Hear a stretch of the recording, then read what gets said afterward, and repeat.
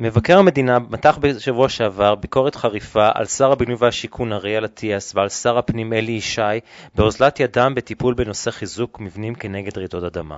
אנחנו נמצאים ברחוב צייטלין היוקרתי בתל אביב, בבניין שכדאי מאוד שיעבור חיזוק. אתה היית רוצה להימצא מתחת לבניין כזה ברעידת אדמה? אני האמת מלחיץ אותי כשיורד פה גשם, אנחנו נמצאים מתחת לבניין עם העומס שלו, כי אם נסתכל על העמודים שחבויים בדרך כלל במבני מגורים כאלה סביב לגינות, עמודי הבניין מקבלים ריקבון. כי שיטות הבנייה היו שונות, ועבודות האיתום היו, והבניין גם ישן עשה את שלו, והתחזוקה, עיקר התחזוקה בבניינים האלה היא ממש מתחת לכל ביקורת האמת. אבל אם נראה סתם, פה לדוגמה, מאחורי השיח, מתחבא לו חלק מהעמוד, שניתן לראות שפלדת הזיון שבעצם היא זו שאמורה לקבל עומסים לכפיפה, היא בעצם חלודה לגמרי ורקובה, וכל הפלדה הזו חשופה. מה שקורה כרגע, ברגע שממטרות עובדות, השקיה הגשם, הפלדה הזו ממשיכה, החלודה מחלחלת ונעה בתוך הפלדה, ואלמנטים שונים כמו זה מתפרקים מהעמוד. ולא נשכח שאנחנו נמצאים בקומת הקרקע. זאת אומרת, זה הקשר של הבניין לקרקע. ברעידת אדמה, ברגע שיש כשל כזה שהוא כשל מסיבי, אני מציע שנצא החוצה.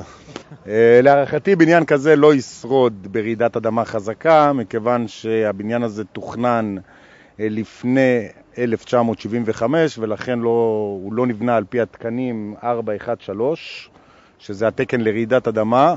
לדעתי רוב הבניינים בארץ יקרסו ברעידת אדמה חזקה. כל הבניינים שנבנו לפני 1975, אלה בניינים שלא תוכננו והם לא אמורים לעמוד ברעידת אדמה, כדוגמת הרעידת אדמה שהייתה ביפן. ועדי בתים צריכים לקחת את האחריות על המבנים של עצמם, על חיי המשפחות שלהם. התוצאות הן הרסניות. ואנחנו בעצם חיים פה על סוג של חבית חומר נפץ, אנחנו לא יודעים מתי היא תתפוצץ. מדובר על סטטיסטית, על רעידת אדמה חזקה, הרסנית, כל 80 שנה. אנחנו קרובים לסטטיסטיקה הזאת, ואני לא הייתי מציע לאף אחד מאיתנו להגיע למצב כזה כשהוא לא מוכן. זה מאוד מאוד מפחיד. אתם לא רוצים לעשות כאן תמ"א 38, לחזק פה הכל? לא רוצים, והתחלנו בתהליך, ואני לצערי כוועד הבית, אבל יש פה המון שכנים שהם...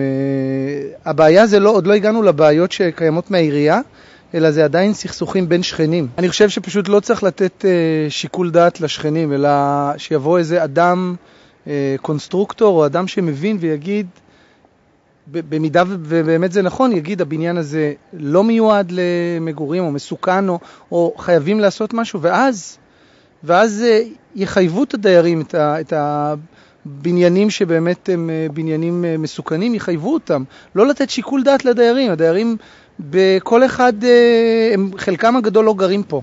זה הבעיה הגדולה. פשוט מבחינתם זה לא ממש משנה.